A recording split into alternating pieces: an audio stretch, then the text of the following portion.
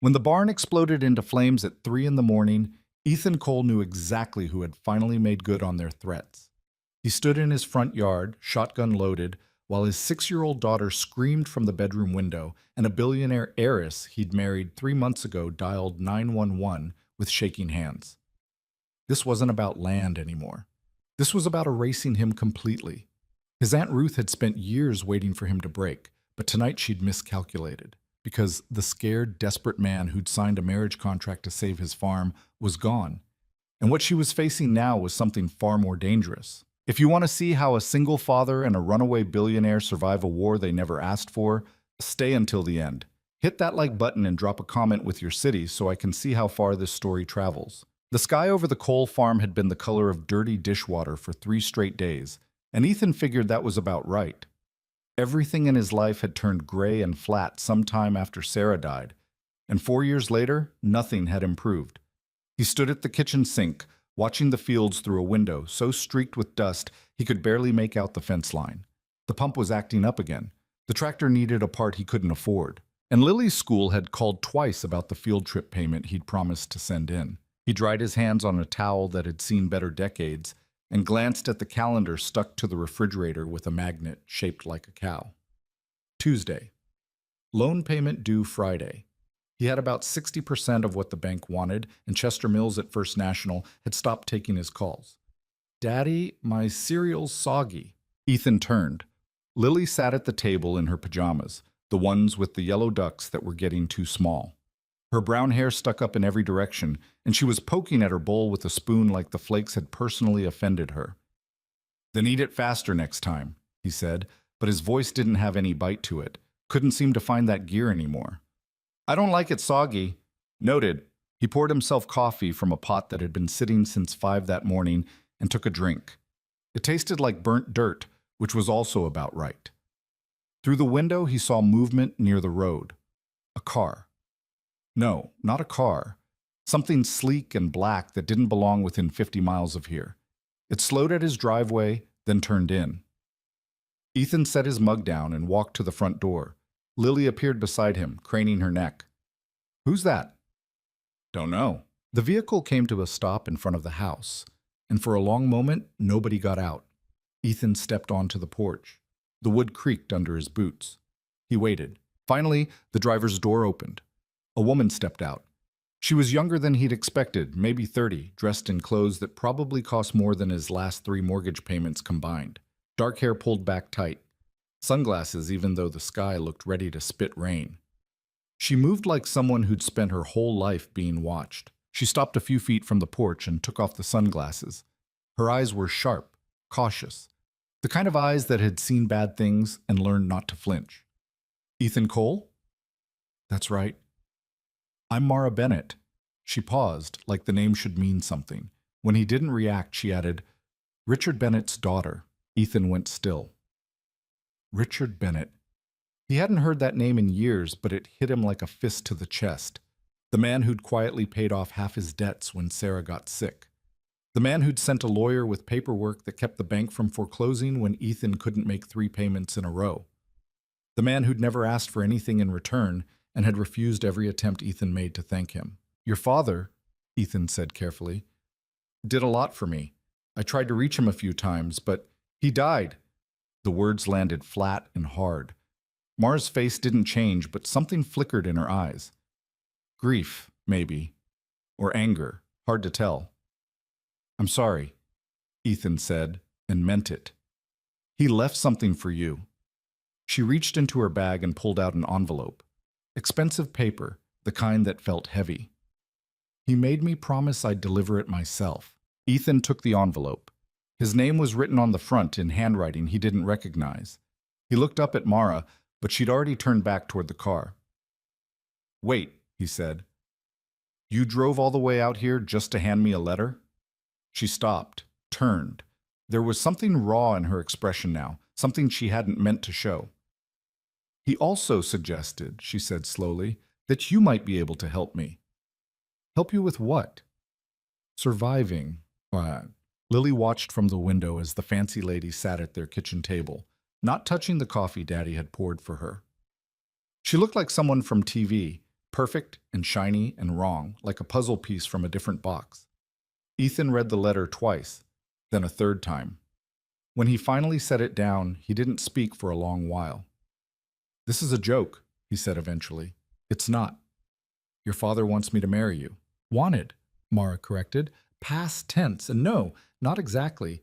He suggested that a legal alliance might be mutually beneficial given our respective situations. That's a hell of a way to say it. Mara leaned back in her chair.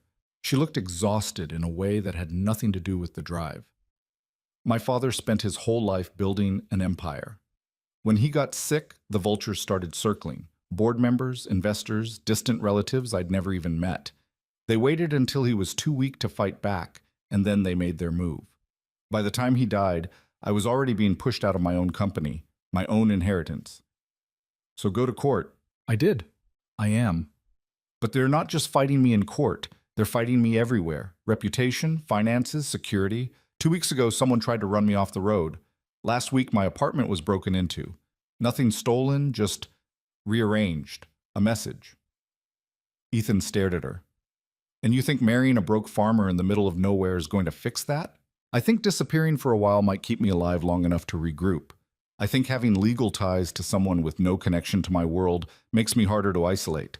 I think my father knew exactly what kind of war I was walking into, and he spent his last days trying to give me a way out." "What do I get out of it?" Mara didn't blink. "Money. Enough to save your farm, pay off your debts, and give your daughter a future that doesn't involve watching you work yourself to death." The words hit harder than they should have. Ethan felt his jaw tighten. "I don't need charity." "It's not charity. It's a transaction. You give me a place to hide and a legal shield. I give you financial stability. We both get what we need." "For how long?" 6 months, maybe a year. However long it takes for me to turn the situation around." "And then what?" "Then we dissolve the marriage quietly, and I go back to my life. You keep the money. Clean break." Ethan looked at the letter again. Richard Bennett had written about trust, about second chances, about how sometimes the only way forward was to bet on something that made no sense. He'd written about Ethan's character, his resilience, his ability to protect the people he loved. And he'd written about his daughter, about how she'd inherited his stubbornness but not his ruthlessness, and how that might get her killed. "I need to think about it," Ethan said. Mara nodded. She stood, picked up her bag. "I'm staying at the motel off Route 7. You have until tomorrow." "Why the deadline?" "Because they're looking for me. And the longer I stay in one place, the more danger I'm in." She walked to the door. Ethan followed. Lily was still at the window, watching everything with wide eyes. "One more thing," Mara said, pausing at the threshold. "If you say yes, this has to look real. Publicly, I mean. I can't have people thinking this is some kind of scam or arrangement. It has to be believable." "So you want me to lie?" "I want you to act married. There's a difference." She left before he could respond. Ethan stood on the porch and watched the black car disappear down the driveway. When he turned around, Lily was right behind him. "Is she a princess?" Lily asked. "No, baby. Just someone with too much money and not enough sense." "Are you going to marry her?" Ethan looked at his daughter. 6 years old, still wearing pajamas with ducks on them, already learning that the world didn't give you anything you didn't fight for. "I don't know yet," he said.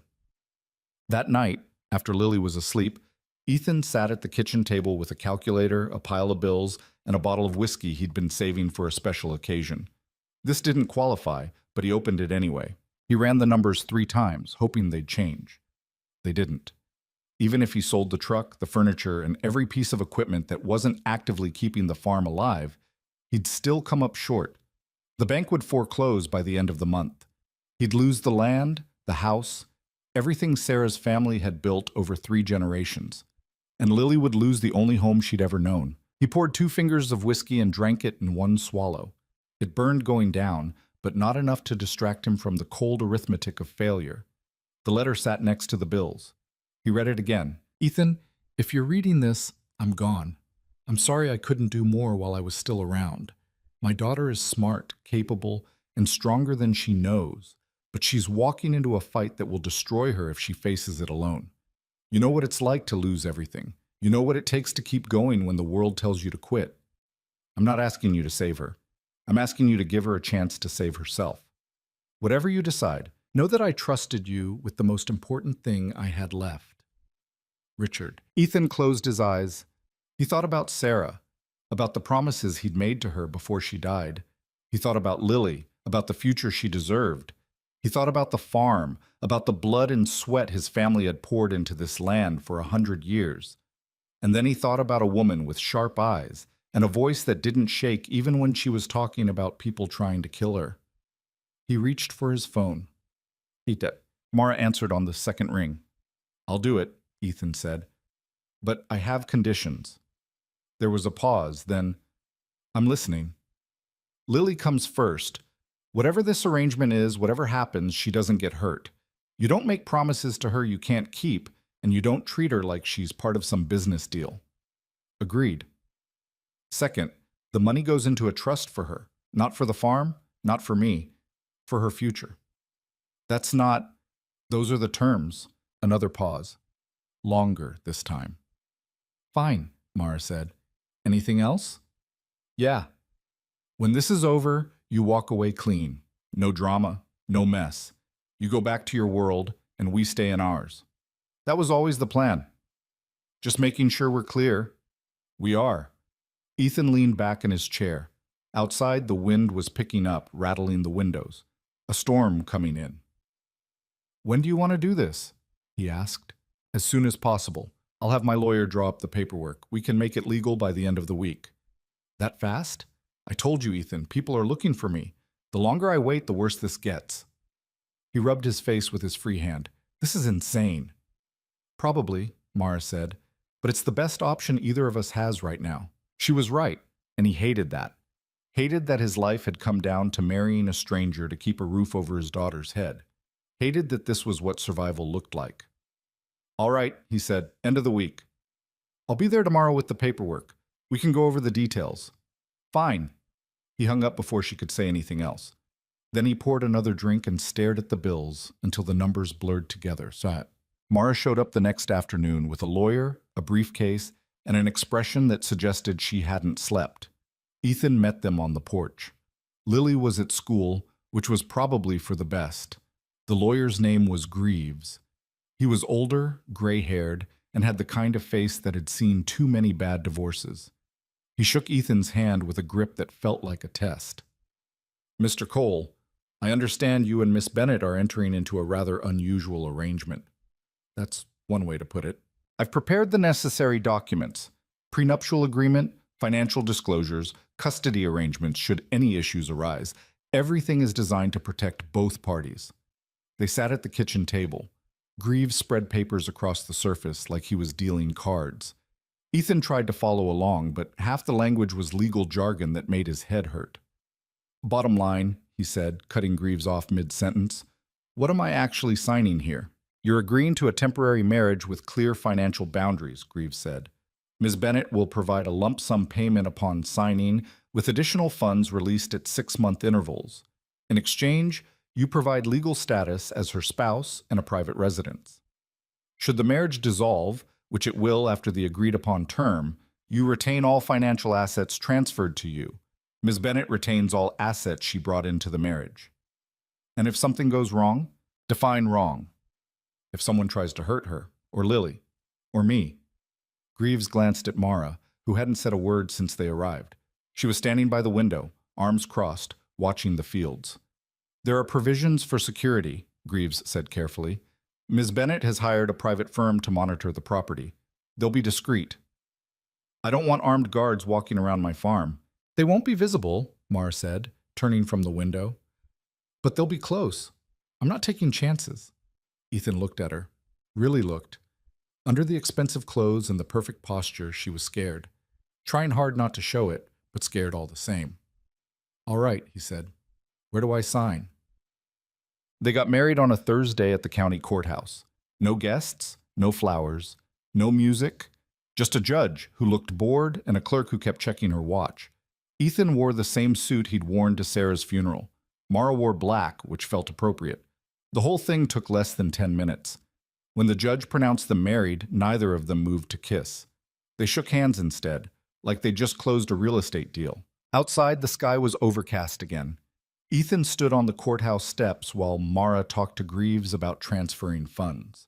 A couple walked past them, laughing about something. They looked happy. Real. Mr. Cole, Ethan turned. Greaves was holding out a folder. First payment has been processed. It should appear in your account within 24 hours. Ethan took the folder. Inside was a bank statement showing a number that made his stomach drop. More money than he'd seen in his entire life. This is too much, he said. It's what we agreed on, Mara said. She was standing next to Greaves now, her expression unreadable. You're taking a risk. This is compensation. I didn't do this for the money. I know, but you're getting it anyway. They drove back to the farm in separate cars. Ethan's truck rattled and coughed the whole way. Mara's sleek black vehicle followed at a careful distance. When they pulled into the driveway, Lily was sitting on the porch with her backpack, waiting. She looked at Mara, then at Ethan. Did you do it? She asked. Yeah, baby, we did it. So she's staying here now? For a while. Lily considered this. Then she walked over to Mara and stuck out her hand, very serious. I'm Lily. I'm 6. I can read chapter books and I know all the state capitals. Mara shook her hand. I'm Mara. I'm 30. I can't do either of those things. That's okay. I can teach you. Something shifted in Mara's face. Not quite a smile, but close. I'd like that, she said. Heat. The first week was strange. Mara moved into the guest room, which Ethan had spent 2 days cleaning and another day trying to make look less depressing. She didn't bring much. A few suitcases, a laptop, and a locked case she kept under the bed. She was quiet. Spent most of her time in her room or on the porch, always on the phone, always working. Ethan heard fragments of conversations, lawyers, accountants, board members. Her voice was different on those calls, harder, sharper. The voice of someone who'd spent her whole life fighting for respect. Lily, on the other hand, was fascinated. She followed Mara around like a shadow, asking questions, showing off her toys, demanding attention. Mara handled it better than Ethan expected. She didn't brush Lily off or talk down to her. She listened, answered questions, even played a few games. One night, Ethan came downstairs and found them sitting at the kitchen table. Lily was teaching Mara how to play Go Fish. Mara was losing badly and didn't seem to mind. Got any threes? Lily asked. Go Fish. Lily grinned and drew a card. You're not very good at this. I'm learning. Ethan stood in the doorway, watching. This wasn't part of the plan. This easy domesticity, this weird little routine. It wasn't supposed to feel like anything. Mara looked up and caught his eye. For a second, neither of them said anything. Then Lily slapped down a pair of queens and announced victory. And the moment passed. By the second week, people in town had started talking. Ethan heard it at the feed store. Mara Bennett, billionaire heiress, hiding out on the Cole farm. Married to a widower with a kid and a failing operation.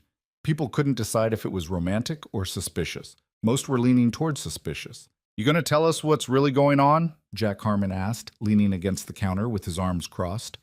He ran the store and had known Ethan since they were kids. Because this whole thing smells funny. Nothing to tell, Ethan said. We got married. That's it. Come on, man. She shows up out of nowhere, you marry her a week later, and now she's living in your house? What'd she do, offer you money? Ethan kept his face neutral. She didn't have to offer me anything. I wanted to marry her. Bullshit. Think whatever you want, Jack. I don't care.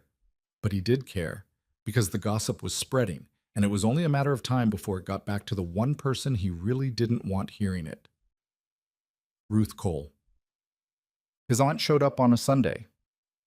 Ethan was fixing the fence near the road when he saw her truck coming up the drive. Big, white, pristine. She climbed out wearing her church clothes and a smile that didn't reach her eyes. Ethan, she said, I heard the strangest rumor. He set down the hammer and faced her. Ruth, they're saying you got married to some rich girl from the city. She laughed, but it sounded forced. I told them that couldn't be right. You'd have mentioned something like that to your family. It's right. The smile slipped. Excuse me? Her name's Mara. We got married 2 weeks ago. Ruth stared at him, then her face went hard. You've got to be kidding me. I'm not. After everything I've done for you, after all the times I offered to help with this place, you go and marry some stranger without even telling me. You didn't offer to help, Ruth. You offered to buy me out for half of what the land's worth. Because you're drowning, Ethan. Because you can't keep this place running on your own. I'm managing. With her money, you mean? Ethan didn't answer. Ruth's eyes narrowed. That's what this is, isn't it? She's paying you. This whole marriage is a scam. You don't know what you're talking about. Don't I? Ruth stepped closer. I know desperation when I see it. I know what a man looks like when he's selling himself. And I know that whatever deal you made with that woman, it's going to blow up in your face. I think you should leave. I'm trying to help you. No, you're trying to take what's mine, same as you've been trying to do for years. Ruth's face flushed. This land should have been mine. Your father promised. My father's dead, and this farm stays with me. They stood there, locked in a stare that felt like all the fights they'd never had finally boiling over. Then Ruth turned and walked back to her truck. Before she got in, she looked back at him. You just made a big mistake, Ethan. She drove off, kicking up dust. Ethan stood there for a long time, watching the road. A cold feeling settled in his gut. Ruth didn't make empty threats. If she said something was a mistake, she meant she was going to make him pay for it. That night, he told Mara what happened. They were sitting on the porch. Lily was asleep. The sky was clear for once, stars scattered like broken glass. She's going to be a problem, Ethan said. Mara didn't look surprised.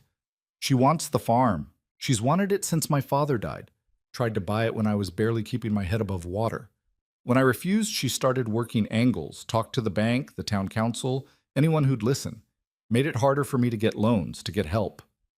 Why does she want it so badly? Family legacy, control, maybe just spite. Hard to say with Ruth. Mara leaned back in her chair. We knew there'd be complications. This is more than a complication. Ruth doesn't stop. She'll dig until she finds something she can use against us. Then we make sure there's nothing to find. Ethan looked at her. You ever dealt with someone like her? I've dealt with worse. People who smile while they destroy you. People who think power means they can take whatever they want. Her voice was calm, but there was steel underneath. Your aunt doesn't scare me. She should. Maybe. But I didn't come here to run from fights. I came here to survive long enough to win one. They sat in silence for a while. Somewhere in the distance, a coyote called out.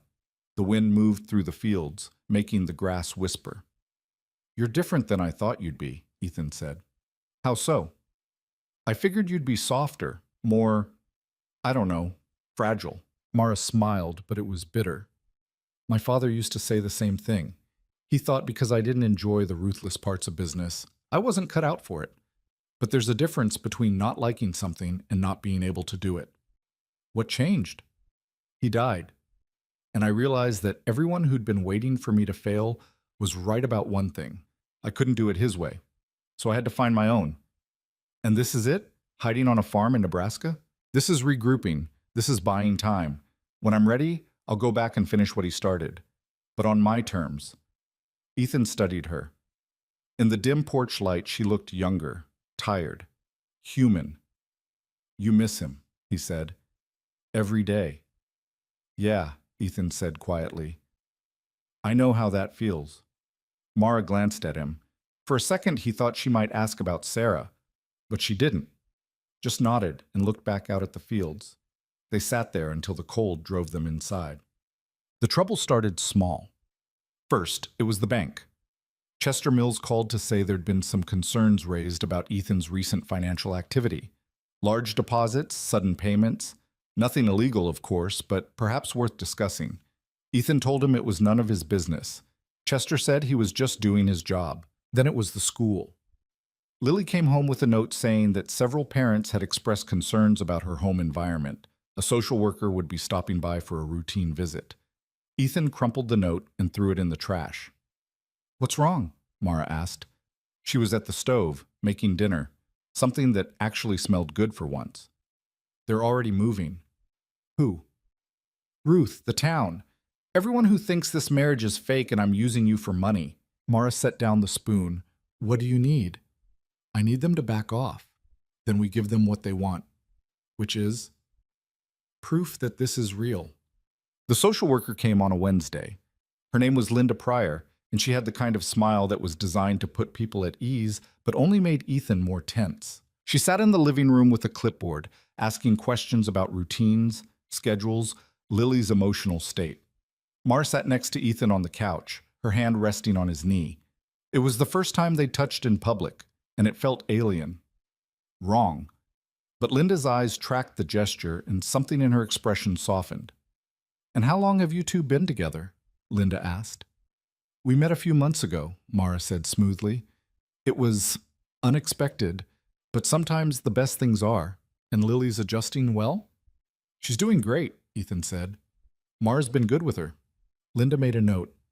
"It's just that sudden changes can be hard on children, especially after a loss." "I know," Ethan said, "but Lily's tougher than people think." Linda asked a few more questions, then said she'd like to speak with Lily alone. Ethan didn't like it, but he didn't have a choice. They waited in the kitchen. Mara poured coffee, neither of them drank. After 20 minutes, Linda came back. She smiled, thanked them for their time, and said everything seemed fine. When she left, Ethan felt like he'd been holding his breath for an hour. "That was too close," he said. Mara nodded. "She's testing us, trying to find cracks." "Ruth put her up to it." "Probably." Ethan leaned against the counter. "This is going to get worse before it gets better." "I know. You sure you're ready for that?" Mara met his eyes. "Are you?" He didn't have an answer. What? By the end of the month, the attacks escalated. Someone slashed the tires on Ethan's truck. Someone else spray-painted "Gold Digger" across the side of the barn. And then, late one night, Ethan woke to the sound of breaking glass. He grabbed the shotgun from the closet and moved downstairs. Mara was already in the hallway, holding a phone. "I called the police," she whispered. "Stay with Lily." He went to the kitchen. The window over the sink was shattered, glass scattered across the floor. A rock sat in the middle of the mess, a note tied around it with twine. Ethan picked it up. The note said, "Leave while you still can." He stood there, staring at the words, feeling something cold and sharp settle in his chest. This wasn't just intimidation anymore. This was a warning. When Sheriff Whitmore arrived, he took statements, bagged the rock, and promised to look into it. But his tone suggested he already knew who was responsible and didn't plan to do much about it. After he left, Ethan and Mara sat at the kitchen table. The broken window let in cold air. Neither of them moved to cover it. "This is because of me," Mara said. "No, this is because of Ruth. She wouldn't be doing this if I weren't here. She'd be doing something. Ruth doesn't need an excuse." Mara looked at him. "I can leave, dissolve the marriage, disappear. You and Lily would be safe. And you'd be dead in a week." "Maybe." "Not maybe. Definitely." She didn't argue, just looked down at her hands. Ethan noticed for the first time how much weight she'd lost since arriving, how the shadows under her eyes had deepened. "We're not running," he said. "Then what are we doing?" "We're fighting back." Mara lifted her head. "How?" "I don't know yet, but we'll figure it out." They sat there in the cold, broken kitchen, two people who'd stumbled into each other's wars without knowing if either of them would survive. Outside, the wind picked up. The field stretched dark and endless. And somewhere out there, Ruth Cole was planning her next move. 9:14. The security company Mara hired arrived 3 days after the broken window. Two men in plain clothes who drove an unmarked van and set up cameras so discreet, Ethan didn't notice them until one of the guys pointed them out. They installed motion sensors along the perimeter, reinforced the locks, and gave Mara a panic button that looked like a car key fob. Ethan hated all of it. Hated that his home felt like a fortress. Hated that Lily asked why there were cameras in the trees. Hated that he couldn't fix this problem the way he fixed everything else, with his hands and enough stubborn persistence to outlast the trouble. "You don't have to like it," Mara said. They were standing in the barn, watching one of the security guys check the wiring on a sensor. "You just have to accept it." "I don't accept strangers crawling all over my property. They're not strangers. They're professionals." "Same thing out here." Mara looked at him. She'd started dressing differently over the past few weeks. Less polished, more practical. Jeans that actually fit the work, boots that had seen mud. Her hair was usually pulled back in a ponytail now, no makeup, no pretense. She looked more real, and somehow that made everything harder. Ruth's not going to stop, Mara said. You know that, right? The rock through the window was just the beginning. I know. So we either leave or we prepare for worse. Ethan ran a hand through his hair. He hadn't slept well in days. Every sound outside made him reach for the shotgun. Every car that passed the property made his stomach tighten. I'm not leaving, he said. Then stop fighting me on this. She walked out before he could respond. Ethan stood there, surrounded by equipment and wires and the quiet hum of surveillance, and felt like a stranger in his own life. That night, Lily had a nightmare. Ethan heard her crying and went to her room. She was sitting up in bed, clutching her stuffed rabbit, tears streaking her face. Hey, baby, what's wrong? I dreamed the bad people came back. Ethan sat on the edge of her bed. What bad people? The ones who broke the window. I dreamed they came inside and hurt you. He pulled her close. She was shaking. 6 years old and already learning that the world wasn't safe, that people you loved could be taken away without warning. Nobody's going to hurt me, he said. I promise. But what if they do? They won't. You don't know that. She was right, and it gutted him. He didn't know that. Couldn't promise her anything except that he'd fight like hell to keep her safe. And sometimes that wasn't enough. The door creaked open. Mara stood in the hallway, wearing an oversized shirt and looking uncertain. I heard crying, she said. Is she okay? Lily pulled back from Ethan and looked at Mara. I had a bad dream. I'm sorry. Mara stepped into the room, hesitant. Those are the worst. Do you get bad dreams? Sometimes. What do you do? Mara glanced at Ethan, then sat on the other side of the bed. I try to think about something good. Something that makes me feel safe. Like what? Like, when I was little, my dad used to take me to this lake. We'd sit on the dock and he'd tell me stories about the stars. He said every star was a wish someone made that came true. Lily's eyes widened. Really? That's what he told me. I don't know if it's true, but it made me feel better. Can you tell me a story? Mara looked at Ethan. He nodded, even though he didn't know why. She turned back to Lily and started talking, her voice low and steady, spinning some tale about a girl who collected stars in jars. Ethan listened, watching his daughter's face relax, her breathing even out. By the time Mara finished, Lily was asleep. They stood in the hallway after, neither of them speaking. Finally, Mara said, She's a good kid. Yeah. You're doing a good job with her. Ethan didn't know what to say to that. He'd spent 4 years feeling like he was failing, like every decision was the wrong one, like Sarah would have done everything better. Thanks, he said eventually. Mara nodded and went back to her room. Ethan stood there for a while longer, staring at Lily's closed door, trying to figure out when this temporary arrangement had started feeling like something else. The next morning, Ruth made her next move. Ethan was in town picking up supplies when he ran into Dale Patterson, who owned the hardware store and served on the county board. Dale had always been friendly, but today he looked uncomfortable. Ethan, got a minute? Sure. Dale glanced around, then lowered his voice. Look, I wanted to give you a heads up. Ruth came to the board meeting last night. She's raising questions about your marriage. Ethan's jaw tightened. What kind of questions? Fraud. She's saying it's a sham, that you married this woman for money, and you're both scamming the system. That's bullshit.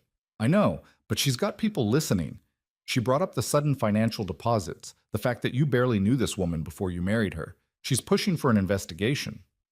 Into what? Tax fraud, welfare fraud, anything she can make stick.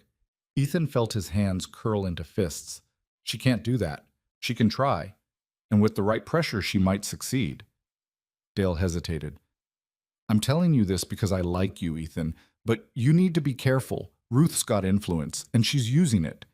Ethan drove home fast, his mind racing. When he pulled into the driveway, Mara was on the porch with her laptop. She took one look at his face and closed it. What happened? He told her. All of it. When he finished, Mara was quiet for a long time. She's trying to force us into a corner, she said finally. Make the marriage so toxic that I leave or you dissolve it. What do? We double down. Meaning, Mara stood up. Meaning we stop acting like this is fake. We go public. We make this marriage so visible, so documented, that questioning it makes her look petty and obsessed. How? We start going places together. We let people see us as a couple. We build a narrative that's stronger than whatever she's trying to spin. Ethan stared at her. You want us to pretend to be in love. I want us to pretend to be married. There's a difference. Not to people watching, then we sell it better. He wanted to argue, wanted to say this was a line he wasn't willing to cross, but the alternative was losing everything, and he'd already decided that wasn't an option. Fine, he said. What do you need me to do? That Sunday, they went to church. Ethan hadn't been since Sarah's funeral, and walking through those doors felt like reopening a wound that hadn't healed right. But Mara had insisted, said it was exactly the kind of public appearance that would help. They sat in the back, Lily between them. People stared, whispered. Ethan could feel the weight of their judgment pressing down like a physical thing. Mara sat straight-backed and calm, her hand resting on his arm. To anyone watching, they looked like a normal family. Ethan felt like a fraud. After the service, people approached. Some were genuinely curious, others fishing for gossip. Mara handled them with practiced ease, smiling and deflecting and giving just enough information to seem open without actually revealing anything. Ruth was there, of course. She stood near the entrance with a group of women from her social circle watching. When Ethan caught her eye, she smiled. It was the kind of smile that promised consequences. On the drive home, Lily chattered about the other kids she'd seen. Mara responded, asking questions, keeping her engaged. Ethan drove in silence, his hands tight on the wheel. You did good, Mara said once Lily ran inside. I felt like a liar. You are a liar. So am I. That's the deal we made. Doesn't make it easier. Mara looked at him. You think I like this? You think I enjoy parading around pretending everything's fine when I'm waiting for the next attack? Then why are we doing it? Because the alternative is worse. She got out of the truck and went inside. Ethan sat there staring at the farmhouse, trying to remember when his life had made sense. The attacks continued, but they were subtler now. Rumors spread through town. Someone filed a complaint about the farm's livestock, claiming health violations that didn't exist. The county inspector showed up, found nothing wrong, but the damage was done. People talked. Ethan's truck started having problems. The mechanic said it looked like someone had put sugar in the gas tank. No proof, of course. Just another coincidence. Then the bank called. Chester Mills, sounding apologetic but firm, said they needed to schedule a meeting to discuss Ethan's accounts. Irregularities had been flagged. Nothing serious, probably just a misunderstanding, but it needed to be addressed, Ethan told Mara. She made a call to her lawyer. Greaves showed up 2 days later with a file thick enough to stop a bullet. Ruth Cole is building a case, Greaves said. They were in the kitchen, papers spread across the table. She's trying to prove financial fraud. The theory is that Ms. Bennett paid you to marry her, which could be construed as immigration fraud, tax evasion, or a dozen other charges. But we're both American citizens, Ethan said. Doesn't matter. The appearance of impropriety is enough to trigger investigations, audits, legal headaches that could drag on for years. Can she actually make any of it stick? Not if we're careful. But she can make your life hell trying. Mara leaned forward. What do we need to do? Document everything. Every interaction, every financial transaction, every public appearance. Build a paper trail that supports the legitimacy of this marriage. And for the love of all that's holy, do not give her anything she can use. After Greaves left, Ethan and Mara sat in silence. Outside, the sun was setting, painting the fields in shades of orange and gold. It would have been beautiful if Ethan could have focused on anything except the tightening noose around his life. I'm sorry, Mara said quietly. For what? For bringing this into your life, for making you a target. You didn't make me do anything. I chose this. You chose survival. That's different. Ethan looked at her, really looked. She'd lost more weight. Her hand shook slightly when she thought no one was watching. Whatever she'd left behind in her old life was still chasing her, and now it had caught up. Are you okay? He asked. Mara blinked, surprised. What? You heard me. Are you okay? She opened her mouth, closed it. For a second he thought she might actually tell him the truth. Then the mask came back up. I'm fine. Bullshit. Ethan, you're not sleeping, you barely eat, and you spend half the day on the phone fighting people who want to destroy you, so don't tell me you're fine. Mara's jaw tightened. What do you want me to say? I want you to stop pretending this isn't hard. I want you to stop acting like you're handling everything when you're clearly not. I don't have the luxury of not handling it. Maybe you should. And then what? Fall apart? Let them win? No. Let someone help you. Mara stared at him. For a long moment, neither of them spoke. Then she stood up, grabbed her laptop, and left the room. Ethan sat there, feeling like he'd just lost a fight he didn't know he was having. That weekend, they took Lily to the county fair. It was Mara's idea. Another public appearance, another chance to look like a real family. Ethan agreed because he was running out of reasons to say no. The fairgrounds were packed, families everywhere, kids running wild, the smell of fried food and livestock thick in the air. Lily was in heaven. She dragged them from booth to booth, pointing at everything, begging for tickets to ride the Ferris wheel. Mara bought her a stuffed bear that was almost as big as she was. Lily hugged it like it was made of gold. You didn't have to do that, Ethan said. I wanted to. They walked through the crowd. People noticed them. Some smiled, some whispered. Ethan kept his expression neutral, but his shoulders were tense. He hated being watched, hated feeling like every move was being judged.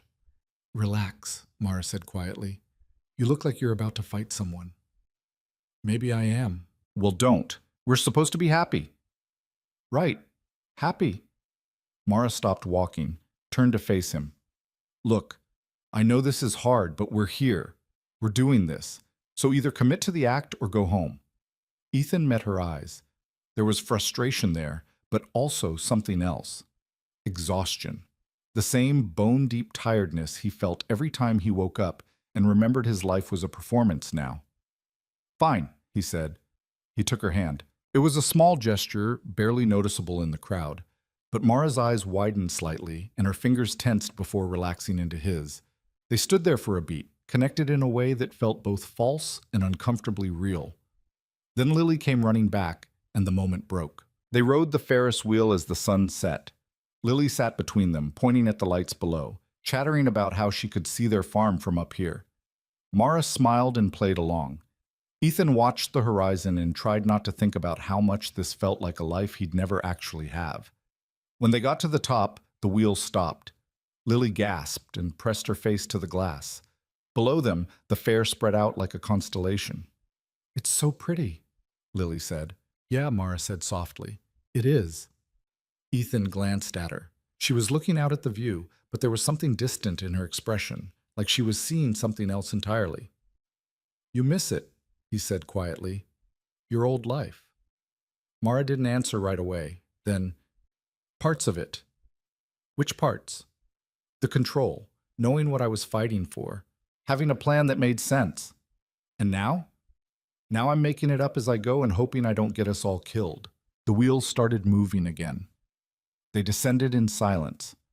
On the drive home, Lily fell asleep in the back seat, the stuffed bear clutched to her chest. Mara stared out the window. Ethan focused on the road. Thank you, Mara said eventually. For what? For today. For trying. It's what we agreed to. I know, but still. Ethan didn't respond, didn't know what to say.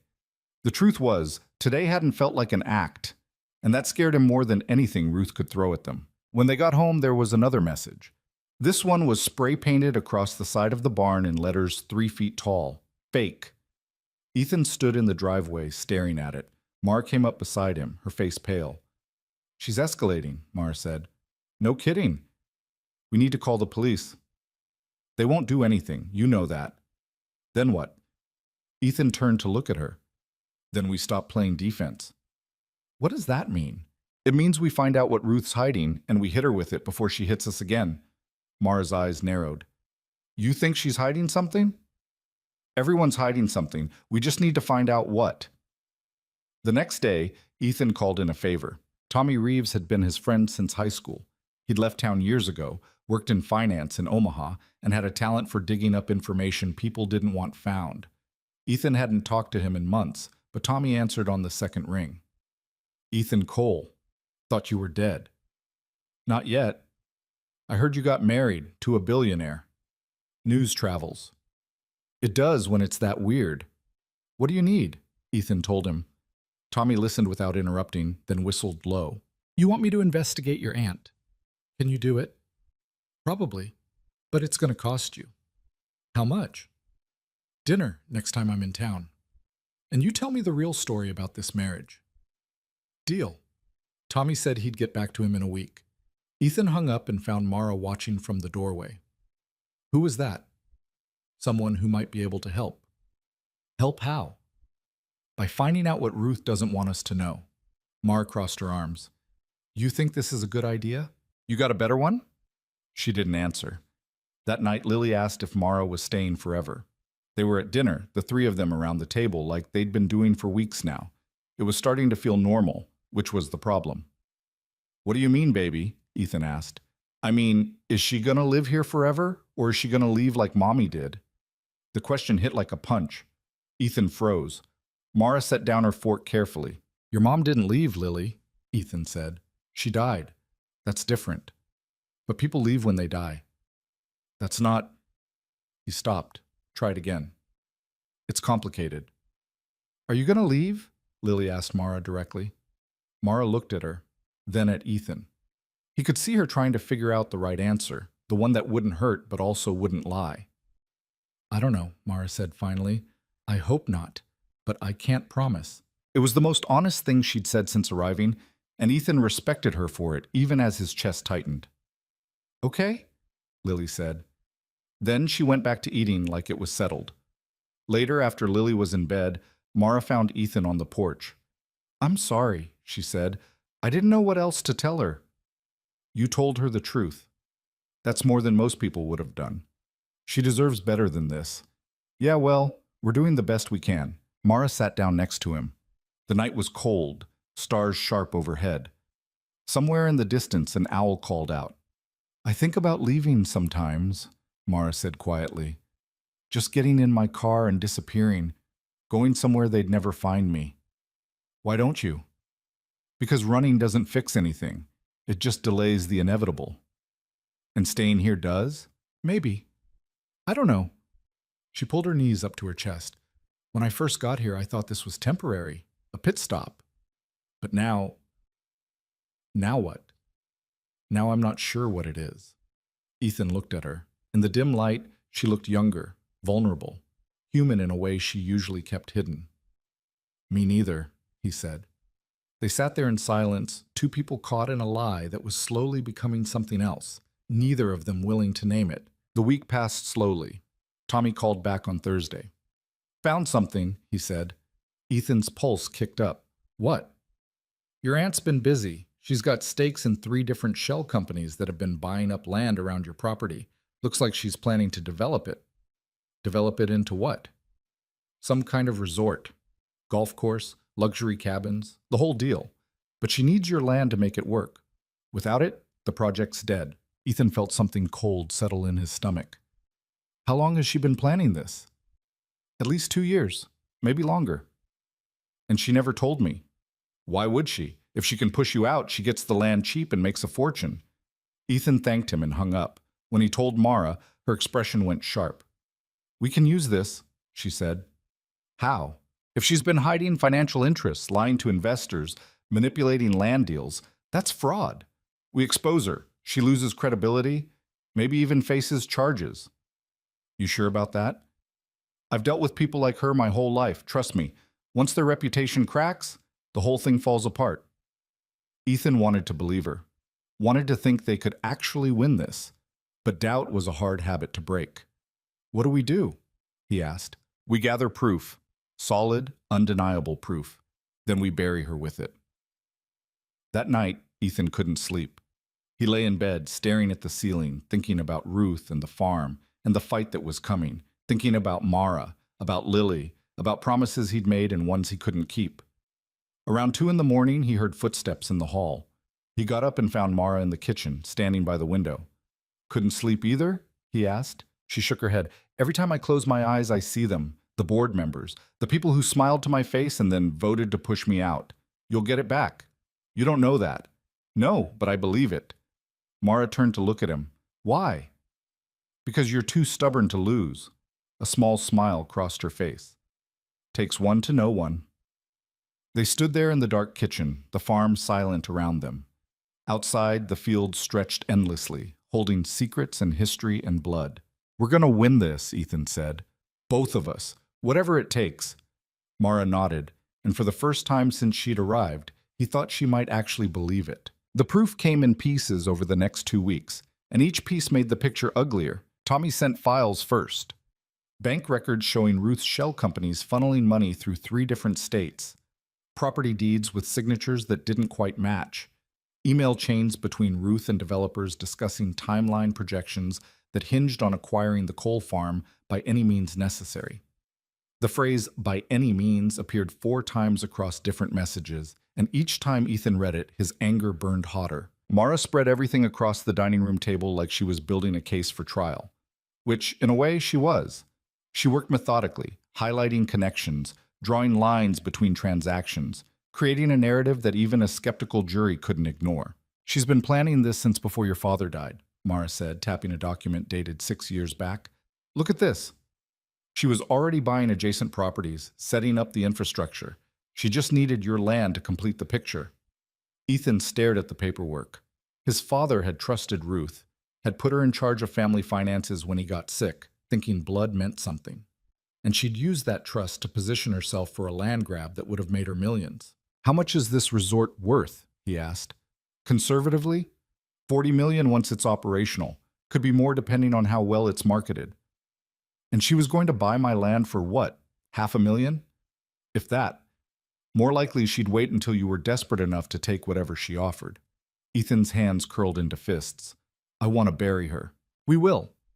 But we need more than financial records. We need witnesses. People who'll testify that she engaged in fraud, coercion, maybe even criminal intimidation. Good luck finding anyone willing to go against Ruth Cole in this county. Mara looked up at him. You'd be surprised what people will do when they realize they're on the losing side. She was right, but finding those people proved harder than either of them expected. Most folks who'd had dealings with Ruth either worshipped her or feared her, and neither group was interested in talking. Ethan spent 3 days making calls, visiting neighbors, trying to find someone who'd seen something or heard something they could use. He came up empty until he talked to Martin Ruiz. Martin owned a small ranch about 10 miles east. He'd sold Ruth a parcel of land 2 years ago, and when Ethan mentioned her name, Martin's face went hard. That woman's a snake, Martin said. They were standing in his barn, the smell of hay and horses thick around them. She told me she was buying the land for conservation, said she wanted to protect it from developers. Then 6 months later, I see bulldozers clearing it for roads. You have proof? I got the contract she made me sign. Says right in there, conservation purposes only. I was stupid enough to believe her. Would you testify to that? Martin hesitated. Testify where? Court, if it comes to that. Or just give a statement we can use to show a pattern of fraud. She'll come after me. She's already coming after me.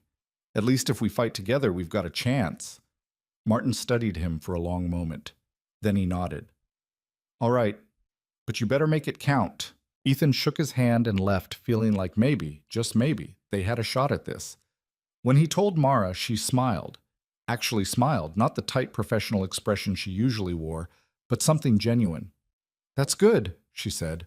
That's really good. We need at least 2 more like him, but it's a start. They found the second witness 3 days later.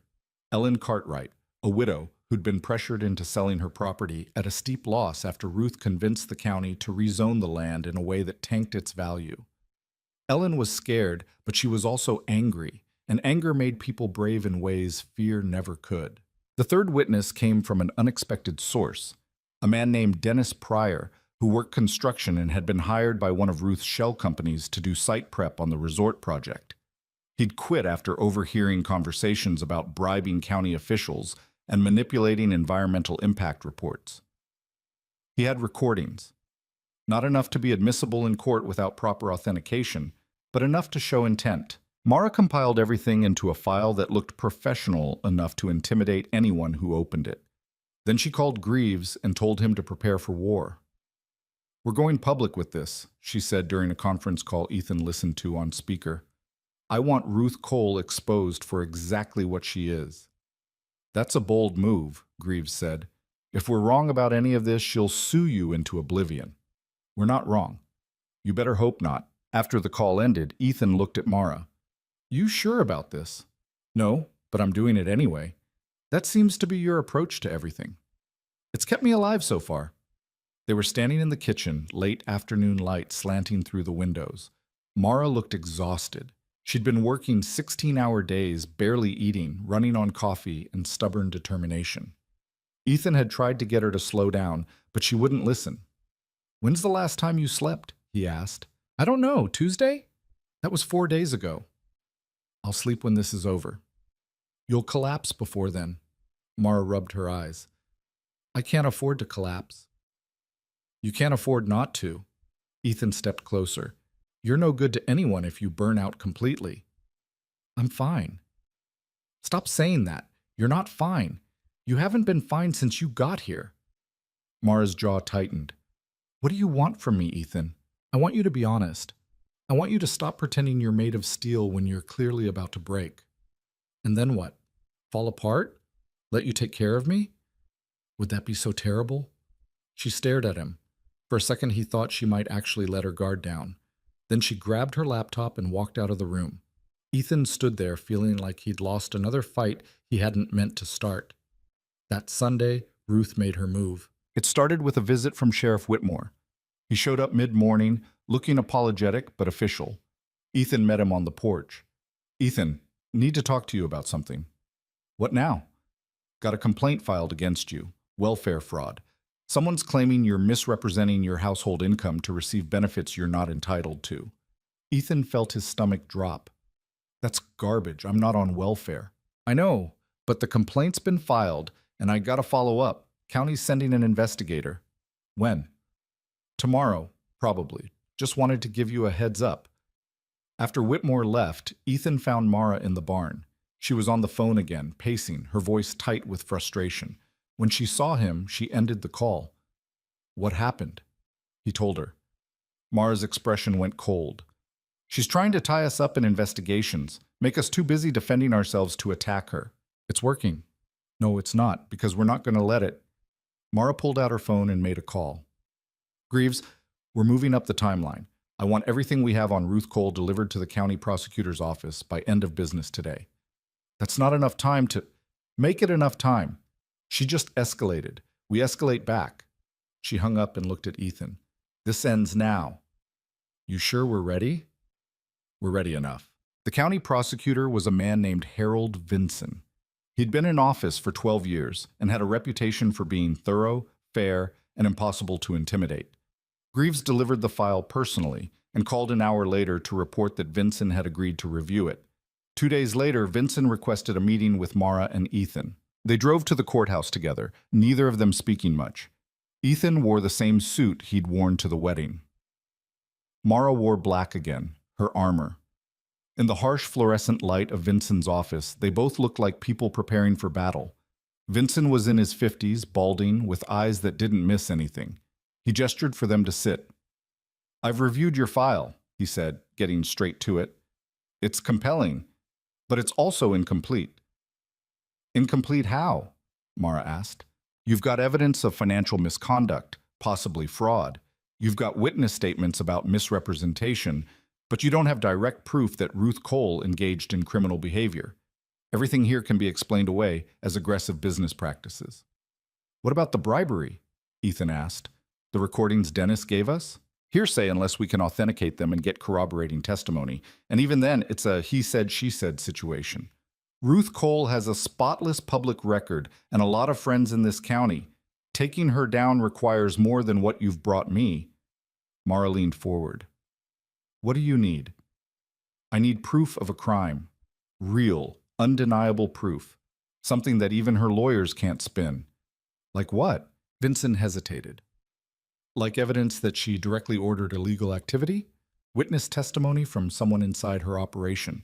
Financial records showing payments for illegal services. Something concrete. Ethan felt the hope that had been building start to deflate. We don't have that. Then get it.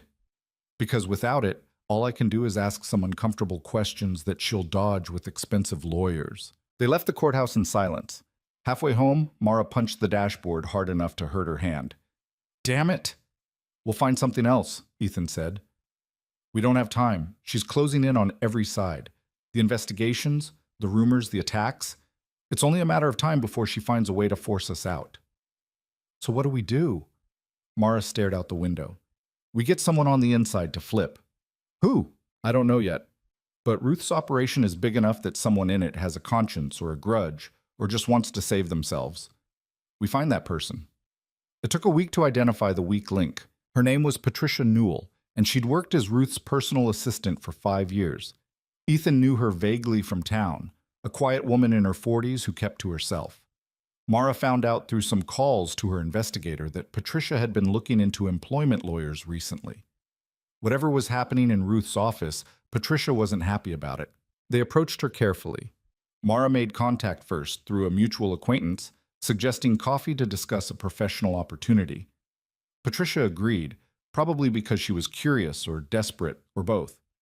They met at a diner 20 miles outside town, neutral territory. Patricia showed up looking nervous, her hands wrapped around a coffee mug like it might anchor her. I don't know what you think I can help you with, she said before either of them could speak. We think you know things about Ruth Cole that could help stop her from destroying people, Mara said. Including yourself. Patricia's eyes darted between them. I can't talk about my employer. Even if your employer is breaking the law? I don't know what you're talking about. Yes, you do, Ethan said gently.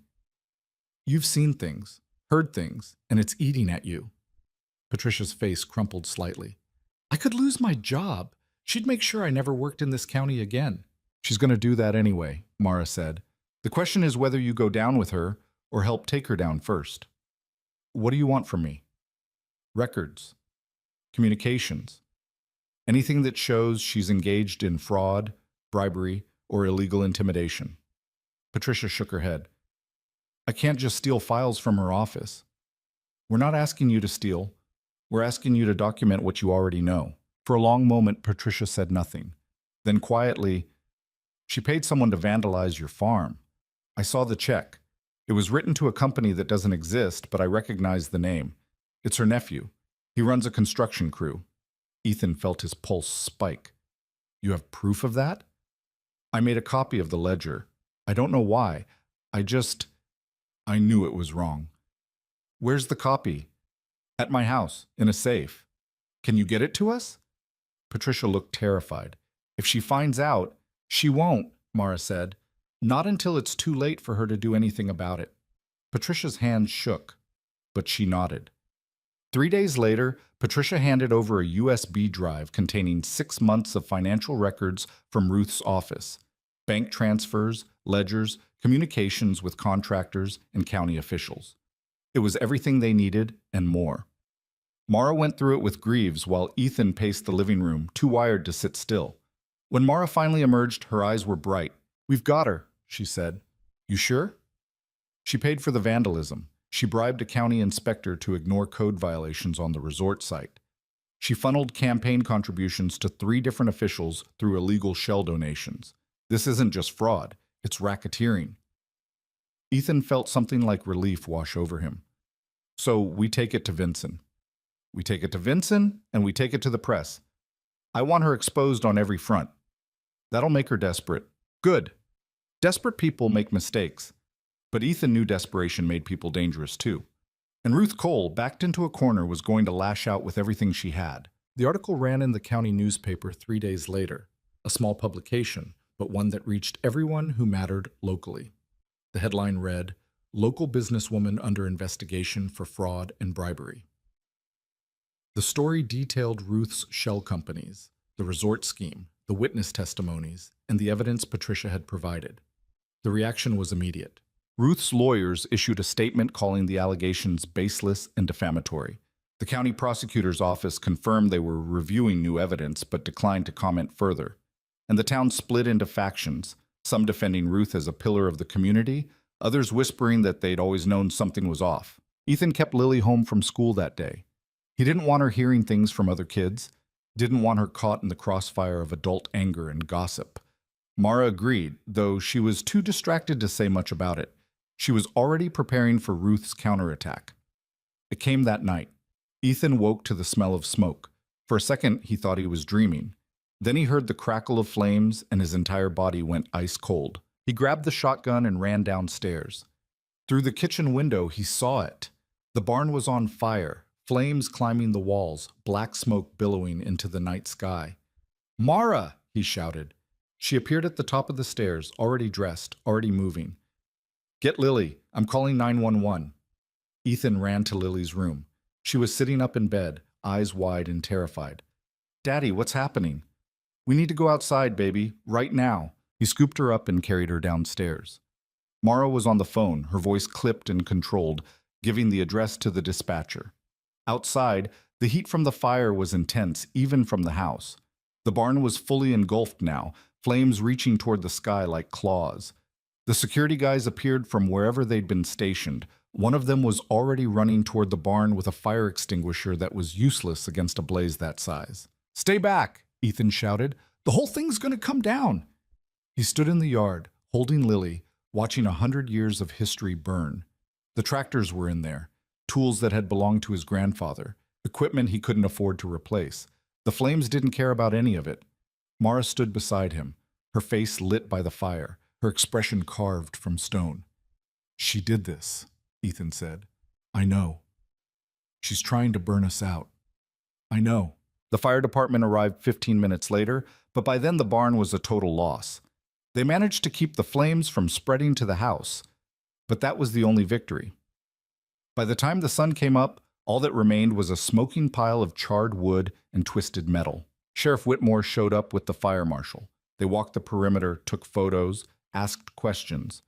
The marshal said it looked like arson. Accelerant used, multiple points of origin.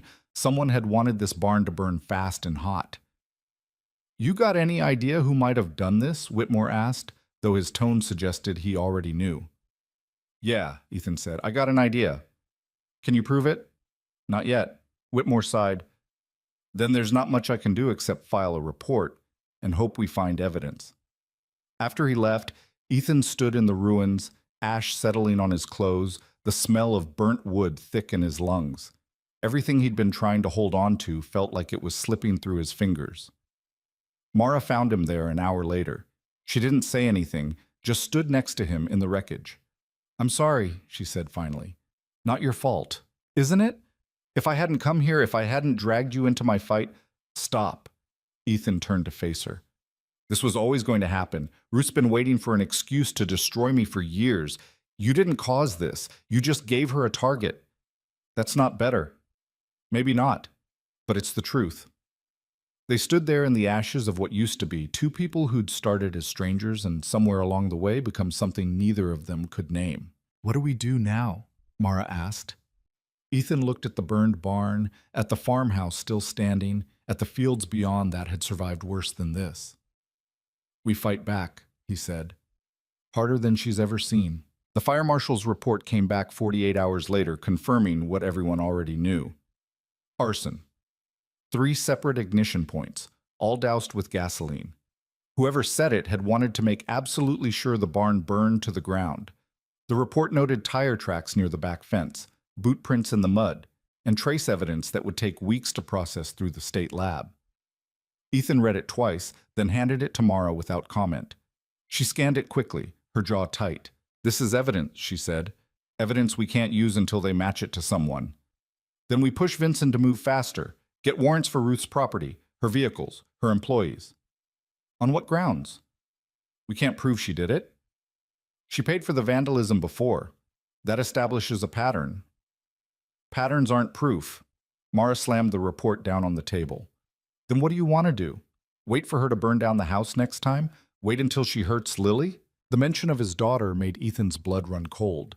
He'd been thinking the same thing since the fire, imagining worst-case scenarios that kept him awake at night. Ruth had crossed a line. There was no telling where she'd stop. "We need to get Lily out of here," he said. "What?" "My sister lives in Iowa. I'll call her, see if Lily can stay there for a while, at least until this is over." Mara stared at him. You think it's that bad? I think Ruth just proved she's willing to destroy property in the middle of the night while we're sleeping. Next time she might not care if we're inside. The thought hung between them like smoke. Mara's face went pale. I'll increase security, she said. Bring in more people, better equipment. That's not enough. Then what is? Ethan didn't have an answer. He walked to the window and looked out at where the barn used to be. The insurance adjuster had come yesterday, taken photos, told him the payout would probably cover about 60% of replacement cost. 60% of a barn he couldn't afford to rebuild, even at 100%.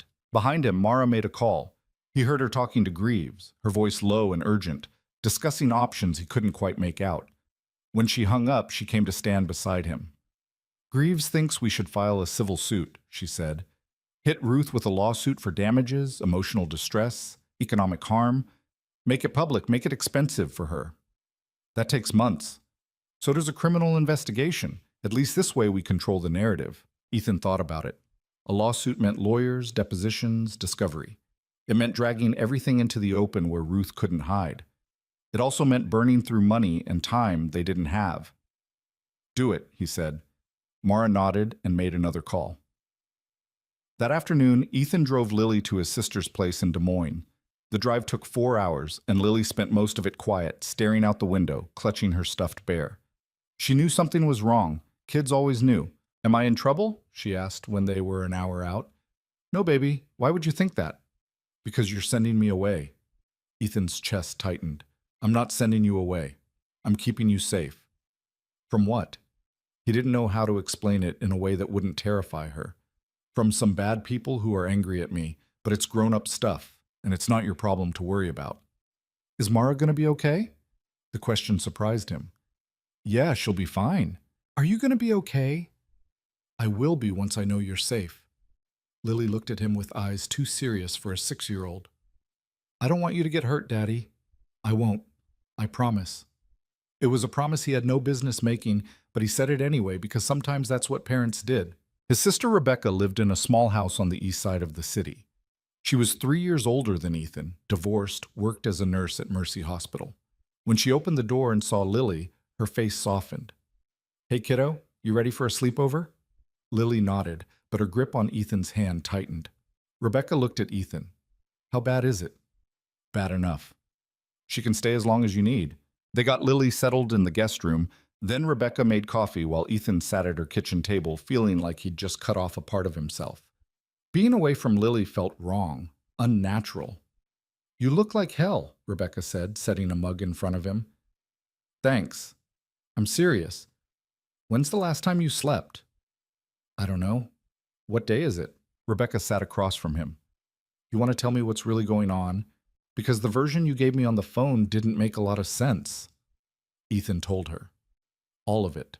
The marriage, Ruth's scheme, the escalating attacks, the fire. Rebecca listened without interrupting, her expression growing darker. You married a woman you don't even know to save the farm, she said when he finished. Pretty much. That's insane. Yeah. And now your psychotic aunt is trying to kill you. She's not trying to kill me, she's trying to force me out. By burning down your barn in the middle of the night. That's not a far cry from attempted murder, Ethan. He didn't argue because she was right. What does Mara think about all this? Rebecca asked. She wants to fight. And you? I don't know. Part of me wants to walk away. Sell the land, take whatever Ruth offers, and start over somewhere else. But you won't. No. Why not? Ethan looked at his coffee. Because it's mine. Because Dad died trying to keep it, and Mom before that, and I'll be damned if I let Ruth take it just because she's mean enough to burn me out. Rebecca reached across the table and squeezed his hand. Then you fight. But you be smart about it. Don't let your pride get Lily killed, or yourself. I won't. And this Mara woman. You trust her? Ethan thought about it. About Mara sitting with Lily during her nightmare. About her standing in the ashes of the barn. About the way she'd looked at him when she said they were in this together. Yeah, he said. I do. Rebecca studied him. You care about her. It's not like that. Isn't it? Ethan didn't answer. Couldn't, because he wasn't sure what the truth was anymore. The drive back to the farm was long and lonely. Ethan called Mara when he was halfway there. "She's safe," he said when she answered. "Good." Mara sounded tired. "We got movement on the lawsuit. Greaves filed this afternoon. Ruth's been served." "How'd she take it?" "No idea. But her lawyers already called threatening countersuits for defamation and harassment." "Of course they did." "Greaves says it's posturing. They're trying to scare us into backing down. It's not going to work." "I know." There was silence on the line. Then Mara said, "The house feels empty without Lily here." "Yeah. I miss her. Is that weird?" Ethan felt something shift in his chest. "No, it's not weird." More silence. Then, "Drive safe." She hung up before he could respond. When Ethan got back to the farm, it was after midnight.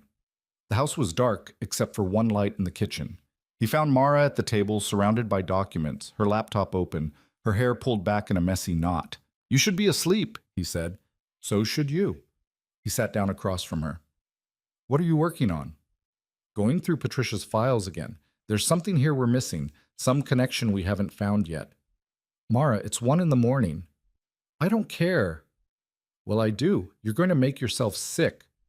She looked up at him, and for the first time since they'd met, he saw real fear in her eyes. Not the controlled wariness she usually wore, but raw, unfiltered terror. "I can't stop," she said quietly. If I let myself think about what's happening, I'll fall apart. And I can't afford to fall apart." Ethan reached across the table and closed her laptop. "Then fall apart." "What?" "You heard me. Fall apart. I'll be here when you do." Mara stared at him. "I don't know how." "Sure you do. You just stop pretending you're okay." For a long moment, she didn't move. Then something in her face crumpled and she put her head in her hands.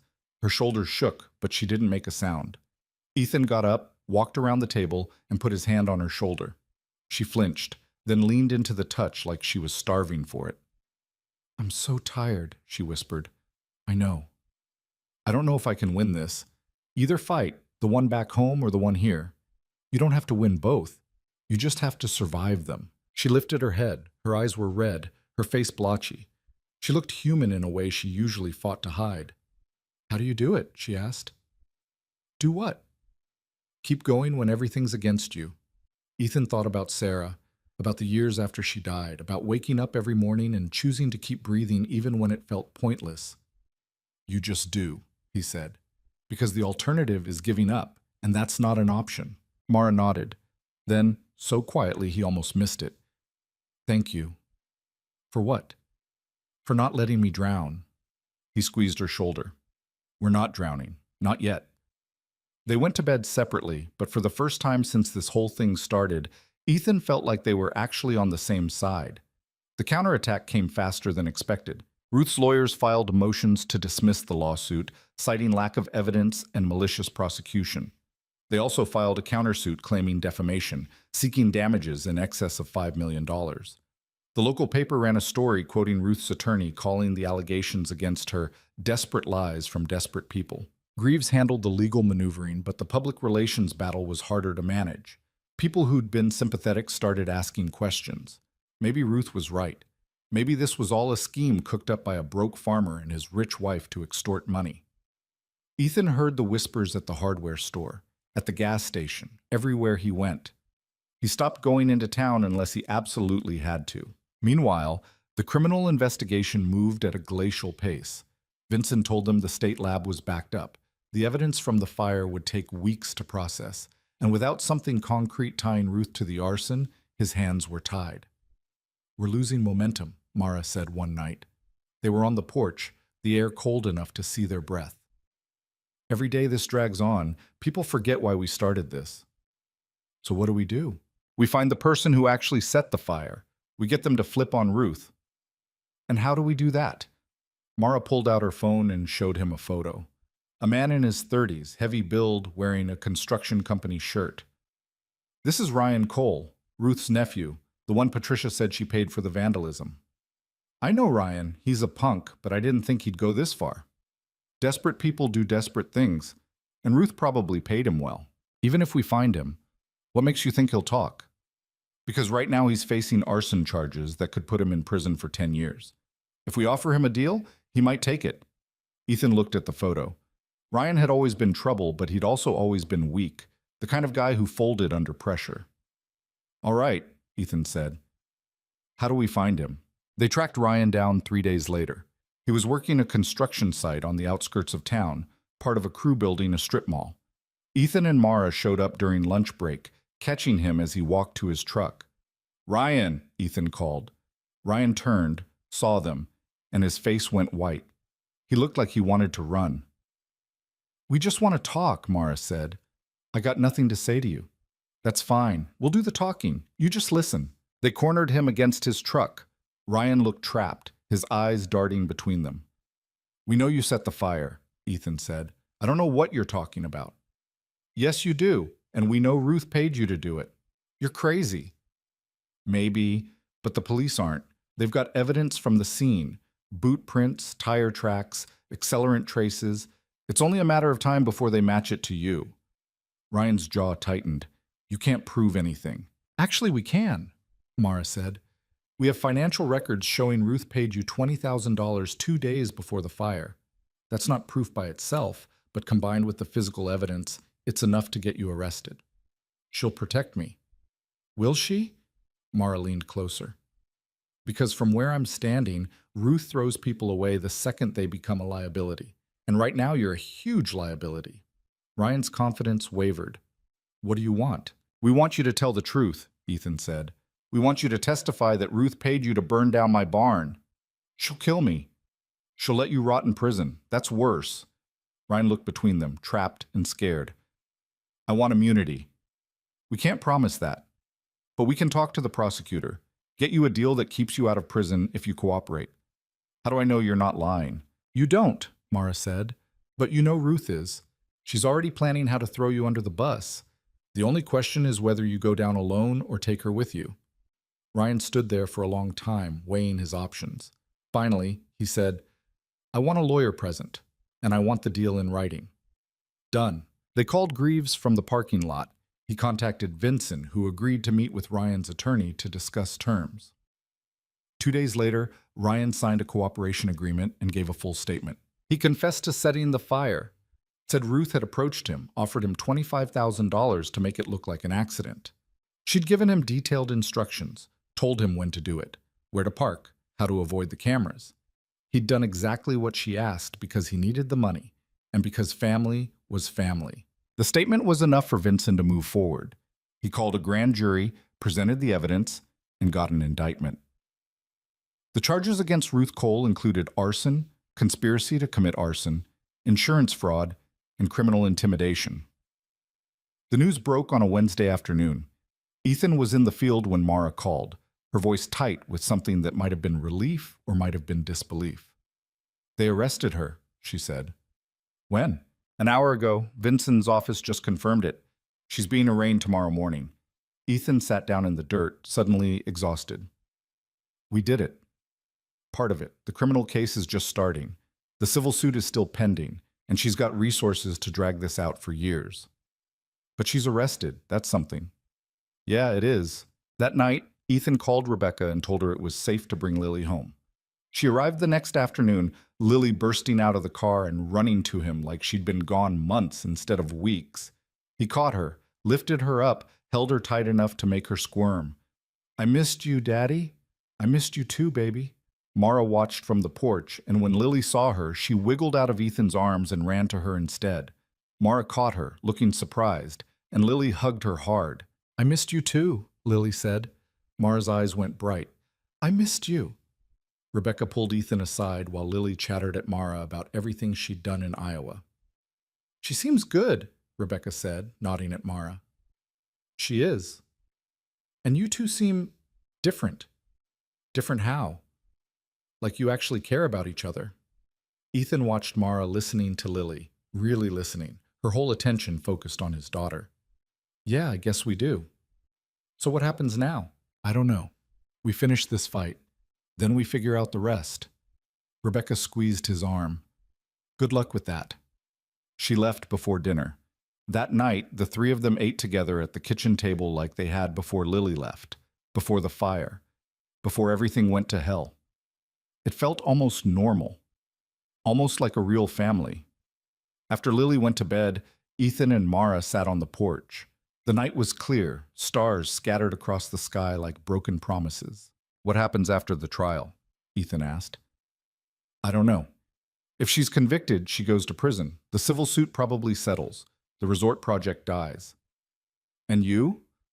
Mara was quiet for a long time. "I have to go back eventually, deal with my own mess." "Yeah, but not yet. Not until this is finished." "And then?" She looked at him. "Then we dissolve the marriage like we planned. You keep the farm, I go back to my life, clean break." It was what they'd agreed to from the start.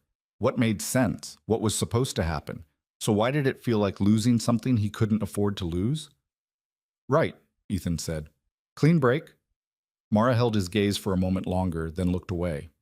Neither of them said what they were both thinking, that somewhere along the way this arrangement had stopped being fake, that the lines they'd drawn had blurred into something neither of them knew how to name. The trial was set for 8 weeks out. In the meantime, Ruth made bail and returned to her estate, confined to house arrest with an ankle monitor. Her lawyers filed motion after motion trying to get the charges dismissed, but Vincent held firm. The town was divided. Some people believed Ruth was being railroaded. Others whispered that they'd always known she was capable of this. Ethan stopped caring what people thought. He had his daughter back, his farm was still standing, and Ruth was facing justice. That was enough. But Mara was restless. She paced the house, made endless calls, worked on her laptop until 3 in the morning. Something was eating at her, and when Ethan finally asked what was wrong, she told him. "My board of directors is voting next week," she said, "on whether to permanently remove me as CEO. Can they do that?" "They can try. I still own 40% of the company, but if they get enough votes, they can force me out entirely." "What do you need?" "I need to be there, in person, to fight for my position." "So go." "I can't leave now, not with the trial coming up." "The trial's 8 weeks away. You've got time." Mara looked at him. "You want me to leave? I want you to handle your business. We're okay here. Ruth's neutralized, the charges are filed. Greaves can handle the legal stuff. You need to take care of your own fight. And if I lose, then you lose. But at least you tried." She studied him like she was trying to figure out if he meant it. Finally, she nodded. "Okay, I'll go, but I'm coming back." "I know." "Do you?" Ethan met her eyes. "Yeah, I do." Mara left 3 days later. Ethan drove her to the airport, Lily in the back seat, asking 100 questions about where Mara was going and when she'd be back. Mara answered each one patiently, promising she wouldn't be gone long, promising she'd call every night. At the airport, Lily hugged her tight. "You better come back." "I will. I promise." Ethan walked her to security. They stood there awkwardly, neither of them knowing what to say. "Thank you," Mara said finally, "for everything." "You don't have to thank me." "Yes, I do." She hesitated, then stepped closer and hugged him. It was brief, almost formal, but Ethan felt it all the way through. When she pulled back, her eyes were bright. "I'll call you when I land." "Okay." She walked through security without looking back. Ethan stood there until she disappeared from view, feeling like he'd just said goodbye to something he hadn't realized he needed. The house felt empty without her. Even Lily noticed, asking every night when Mara was coming home. Ethan told her soon, but he didn't actually know. Mara called like she promised, but the conversations were brief and guarded. The board vote had been postponed. Her lawyers were negotiating. She was staying with a friend in the city, trying to rebuild alliances that had crumbled when her father died. "How's it going?" Ethan asked during one call. "It's going." "That's not an answer. It's the only one I've got." A week turned into 2. Ruth's trial date was moved up due to a scheduling conflict. Greaves said it was fine. They were ready, but Ethan wanted Mara there, wanted her sitting next to him when they finally faced Ruth in court. He called her that night. "Trial's in 3 weeks." "I know. Greaves told me." "You coming back?" There was a long pause. "I'm trying, but things here are complicated. More complicated than watching the woman who tried to kill us go to trial." "Ethan, I need you here, Mara." Another pause. Then, quietly, I need to be there too. I'm working on it. She showed up 2 days before the trial started. Ethan was in the barn when he heard the car pull up. When he walked outside, Mara was standing next to a rental sedan, looking tired and thinner and absolutely real. Lily saw her through the window and came tearing out of the house, screaming her name. Mara caught her, lifted her up, held her like she'd been drowning, and Lily was air. Ethan walked over slowly. Mara set Lily down and looked at him. You came back, he said. I told you I would. How'd it go with the board? Still fighting, but I realized something. What? That some fights matter more than others. She didn't elaborate, and Ethan didn't push. They walked into the house together, Lily between them, and for the first time in weeks, the farm felt whole again. The courthouse was packed on the first day of trial. Ethan had never seen so many people crammed into one room, all of them hungry for a story that wasn't theirs to consume. Ruth sat at the defense table in an expensive suit, her back straight, her face composed. She looked like someone who'd never doubted herself in her entire life. When her eyes met Ethan's across the room, she didn't flinch, didn't look away, just stared at him with the kind of cold certainty that said she still believed she'd win. Mara sat next to Ethan in the gallery, her hand resting on his arm. She dressed carefully that morning, professional but not flashy, and when people whispered about her, she ignored them. Lily was with Rebecca again, safe and far away from this circus. The prosecutor was a woman named Angela Torres, mid-40s, sharp-eyed, and relentless. Greaves had warned them she didn't waste time on theatrics. She laid out facts like she was building a wall, brick by brick, until there was no way around it. Her opening statement was clean and brutal. She described Ruth's scheme in detail, the shell companies, the bribes, the intimidation. She talked about the barn fire, about Ryan Cole's confession, about a pattern of behavior that showed someone willing to destroy anything that stood between her and what she wanted. When she finished, the jury looked shaken. Ruth's attorney, a silver-haired man named Douglas Keene, countered with a narrative about a successful businesswoman being persecuted by a greedy nephew who'd acted alone and a desperate farmer looking for someone to blame. He painted Ruth as a victim of circumstance, someone whose only crime was being successful in a town that resented ambition. It was persuasive. Ethan hated how persuasive it was. The trial lasted 9 days. Torres called witness after witness. Martin Ruiz testified about being lied to regarding the conservation easement. Ellen Cartwright described the pressure campaign that forced her to sell at a loss. Patricia Newell walked the jury through the financial records, her voice shaking but steady, pointing out every fraudulent transaction she'd uncovered. Ryan Cole testified on day 5. He looked terrible, like he hadn't slept in weeks. Under Torres's questioning, he admitted everything. Ruth had approached him, offered him money, given him explicit instructions on how to burn the barn without getting caught. He'd done it because he was broke and because she was family and because he didn't think anyone would find out. Keene tore into him on cross-examination, suggesting he was lying to save himself, that he'd acted alone and was now blaming his aunt to get a reduced sentence. Ryan stumbled through his answers, contradicted himself twice, and by the time Keene was done, half the jury looked skeptical. Ethan watched it all feeling helpless. This wasn't something he could fix with hard work or stubborn persistence. This was lawyers and procedure, and people deciding his fate based on who told a better story. On day 7, Torres called Ethan to the stand. He swore to tell the truth and sat down feeling exposed under the courtroom lights. Torres asked him about his relationship with Ruth, about the farm, about the years of pressure and manipulation. Ethan answered as honestly as he could, trying not to let his anger show, trying to sound credible instead of vindictive. Then Keene got his turn. Mr. Cole, you married Miss Bennett rather suddenly, didn't you? Yes. How long had you known her before the marriage? A few weeks. And she's quite wealthy, isn't she? Ethan saw where this was going. Yes. Wealthy enough to pay off your debts, save your failing farm, and fund an expensive legal campaign against my client? Objection, Torres said. Relevance. Goes to credibility, Your Honor. The witness has a financial motive to fabricate claims against Ms. Cole.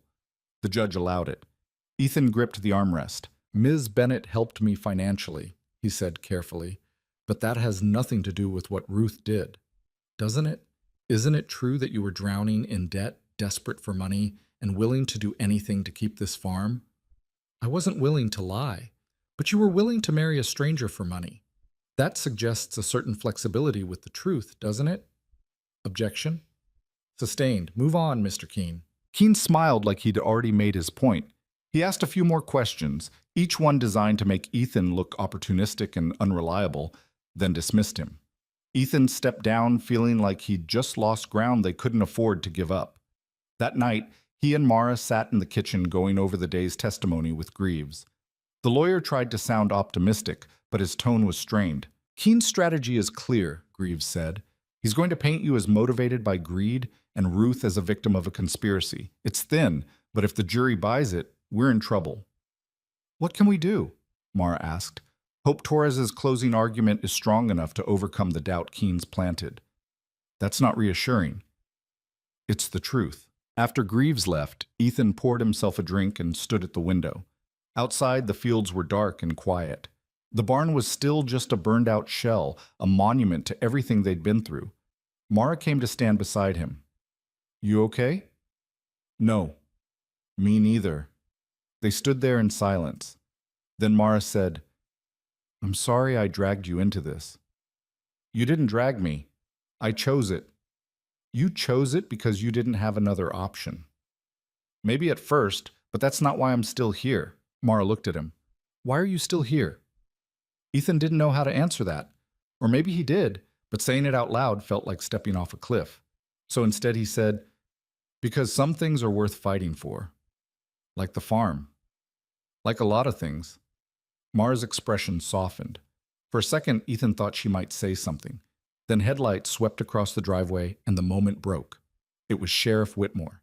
He got out of his cruiser looking grim. What now? Ethan asked, stepping onto the porch. Got something you need to hear. Can I come in? They sat in the living room. Whitmore looked uncomfortable, like he was carrying news he didn't want to deliver. We arrested someone tonight, he said. 2 guys, actually. They were caught trying to cut the security fence on your property. Ethan's blood went cold. Who were they? Hired muscle from out of state. They had cable cutters, gasoline, matches. Looks like they were planning another fire. Did they say who hired them? Whitmore hesitated. They're not talking yet, but their phones had calls to a number registered to one of Ruth's shell companies. Mara leaned forward. That's evidence she violated her house arrest conditions. You can revoke her bail. Already did. She's back in custody as of an hour ago. After Whitmore left, Ethan felt something like relief wash over him. Ruth had overplayed her hand. Instead of waiting for the trial to finish, she'd tried to destroy them one more time and gotten caught in the act. This is good, Mara said. This shows the jury she's still dangerous, still trying to intimidate witnesses. If Torres can get it admitted, she will. This is too big to ignore. Torres did get it admitted over Keene's furious objections.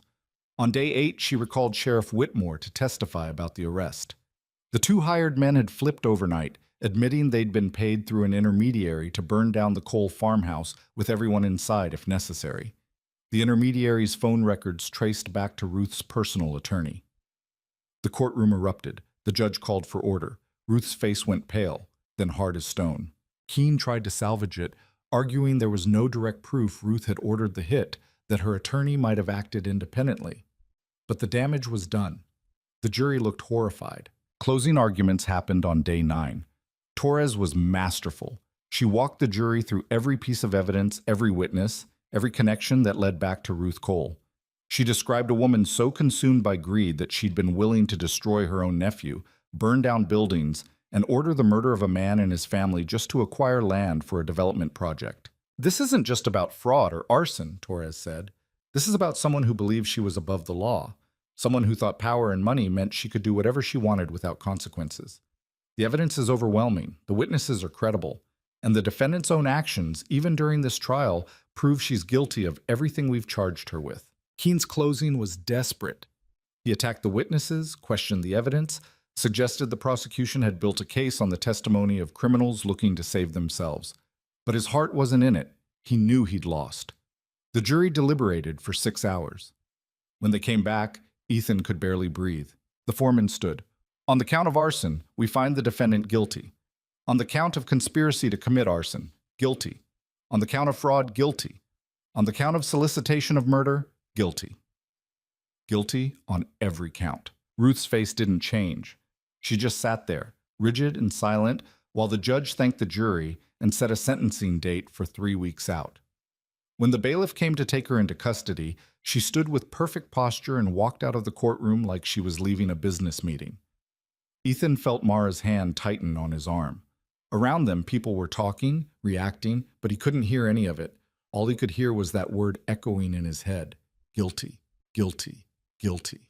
Outside the courthouse, reporters swarmed them. Ethan pushed through without comment, Mara beside him, both of them heading for the parking lot. When they finally got to the truck, Ethan leaned against it and let out a breath that felt like he'd been holding it for months. "It's over," Mara said. "Yeah. We won." "Yeah." He should have felt triumphant, vindicated, something. Instead, he just felt tired. They drove back to the farm in silence. When they pulled into the driveway, the sun was setting, painting everything in shades of orange and gold. The burned barn looked less like a wound in the landscape and more like something that could be rebuilt. That night, they called Lily. She was ecstatic, barely understanding what the verdict meant, but picking up on their relief. She made them promise to come get her soon, and Ethan said they would. Tomorrow, maybe. Or the day after. After they hung up, Mara poured 2 glasses of wine, and they sat on the porch like they'd done 100 times before. The farm was quiet, peaceful in a way it hadn't been in months. "What happens now?" Mara asked. "Sentencing in 3 weeks. Then the civil suit probably settles. Greaves thinks Ruth's lawyers will want to avoid more publicity. And after that?" Ethan looked at her. "After that, I rebuild the barn. Get the farm back to normal. Try to give Lily a life that doesn't involve courtrooms and death threats." "Sounds like a plan." "What about you?" Mara stared into her wine glass. "I have to go back, deal with the board, figure out if there's anything left of my company to save." "When?" "Soon, maybe next week." The words hung between them. Next week. Soon. All the careful distance they'd maintained, all the lines they'd drawn about this being temporary, came rushing back. "And then we dissolved the marriage," Ethan said. "It wasn't a question. That was the deal." "Right." Mara set down her glass. "Unless you don't want to." Ethan's heart kicked hard against his ribs. "What are you saying?" "I'm saying this stopped being fake a long time ago, at least for me." "Mara, I know it's complicated. I know I have a life somewhere else, and you have the farm and Lily and 1,000 reasons this doesn't make sense. But somewhere between getting married to save our own skins and fighting Ruth and nearly dying together, I fell in love with you. And I don't know what to do about that." The confession landed like something precious and terrifying. Ethan stared at her, this woman who'd walked into his life as a stranger and become something he couldn't imagine losing. "I don't know either," he said quietly. "But I know I don't want you to leave. Even though I come with an entire company full of people trying to destroy me, even though my life is a disaster, your life's not a disaster. It's just hard, and I'm pretty good at hard."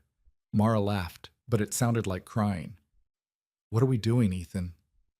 "I think we're trying to figure out if 2 people who got married for all the wrong reasons can make it work for the right ones." "That's a terrible plan." "Most of mine are." She kissed him then, and it felt like something inevitable finally happening. When they pulled apart, Mara was smiling through tears.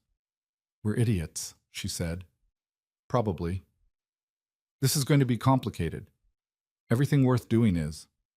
They sat there holding hands while the stars came out, 2 people who'd survived something that should have broken them and come out the other side, holding on to each other. Sentencing happened 3 weeks later. Ruth got 15 years on the arson and conspiracy charges, with additional time for the solicitation of murder. With good behavior, she'd be eligible for parole in 12. It wasn't life, but it was enough. Enough to keep her from hurting anyone else. Enough to let Ethan finally breathe. The civil suit settled 2 days after sentencing. Ruth's estate paid damages that more than covered the barn, the lost equipment, and the legal fees. Ethan put half of it in a trust for Lily and used the rest to start rebuilding. The new barn went up over the summer. Ethan did most of the work himself, with help from Martin Ruiz and a few other neighbors who'd quietly taken his side once the trial ended. It wasn't exactly like the old barn, but it was solid, functional, a testament to the fact that some things could be rebuilt stronger than they were before. Mara stayed through the construction, flying back to the city once a week to fight her own battles with the board. It took months, but she eventually clawed back enough support to keep her position as CEO. It was conditional, probationary, but it was hers. She restructured the company, fired the people who'd betrayed her, and built something leaner and fiercer than what her father had left behind. She split her time between the farm and the city, and it was messy and imperfect and sometimes felt impossible. But they made it work because the alternative was giving up, and neither of them knew how to do that. Lily adjusted faster than either of them expected. She'd been through enough loss to know that family wasn't about blood or biology or perfect circumstances. It was about who showed up, who stayed, who chose you every day, even when it was hard. One night, about 6 months after the trial ended, Lily asked if Mara was staying forever now. They were at dinner again, the three of them around the table. It had become their routine, sacred and normal all at once. "Do you want me to stay forever?" Mara asked. "Yeah." "Then I'm staying." "Promise?" Mara looked at Ethan.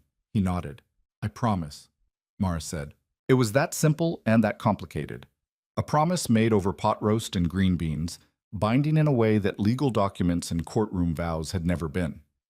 A year after Ruth's conviction, Ethan and Mara got married again. A real wedding this time, small and private, just family and the few friends who'd stood by them. They held it on the farm, next to the new barn, under a sky so clear you could see forever. Rebecca was there with Lily, who served as flower girl, and took the job so seriously it made everyone laugh. Martin and Ellen came, along with Patricia Newell, who'd left Ruth's employment and started working for a nonprofit helping expose corporate fraud. Even Sheriff Whitmore showed up, awkward in a suit but genuinely happy for them. The ceremony was short. No fancy vows, no rehearsed speeches, just a promise to keep choosing each other, to keep fighting for this life they'd built out of desperation and stubbornness, and something that looked a lot like love. When the officiant pronounced them married, Ethan kissed Mara like he'd wanted to since the day she walked into his life and turned everything upside down. People clapped, Lily cheered, and for the first time in longer than he could remember, Ethan felt like he'd finally found solid ground. Later, after the guests left and Lily was asleep, Ethan and Mara sat on the porch watching the fields stretch out under the moonlight. The farm was quiet, theirs, safe. "You ever think about how this started?" Mara asked. "Sometimes. If someone had told me a year ago that I'd end up married to a farmer in Nebraska, I would have thought they were insane. If someone had told me I'd marry a billionaire to save my farm and actually fall in love with her, I would have said the same thing." Mara smiled. "We're a walking cliché." "Yeah, but we're alive. We're more than alive. We won." Ethan thought about that. About Ruth in prison. About the farm still standing. About Lily asleep upstairs in a house that felt like home again. About Mara beside him, real and permanent in his. "Yeah," he said. "We did." They sat there in comfortable silence. Two people who'd learned the hard way that survival wasn't pretty or easy or fair. That sometimes the only way forward was to bet everything on something that made no sense and fight like hell to make it work. That family wasn't about perfection or certainty or having all the answers. It was about showing up scared and broken and choosing each other anyway. The farm had been in Ethan's family for generations, passed down through blood and sweat and sheer stubborn refusal to let go. He'd almost lost it a dozen times, almost gave up more times than he could count. But standing here now, with Mara's hand in his and their future spread out like the fields around them, he understood something his father had tried to teach him years ago. Land was just dirt and grass unless you filled it with something worth keeping. And what made it worth keeping wasn't the crops or the buildings or even the history. It was the people you shared it with. The ones who stayed when staying was hard. The ones who fought beside you when the world tried to take everything away. Mara had come to him as a stranger running from a war she couldn't win alone. He'd taken her in because he was desperate and out of options. And somewhere in the middle of fires and trials and nights, when neither of them thought they'd survive, they'd built something neither of them had been looking for. A home, a family, a life that was messy and complicated and absolutely worth fighting for. The stars wheeled overhead, infinite and indifferent. But down here, on this small piece of land in the middle of nowhere, two people sat together and knew exactly what they had. Not perfection, not some fairy tale ending where everything worked out smoothly. Just a chance, a choice, and the stubborn, relentless determination to make it enough. The wind moved through the fields, carrying the smell of earth and growing things. Somewhere in the distance, an owl called out. Ethan squeezed Mara's hand and she squeezed back. And that, in the end, was everything.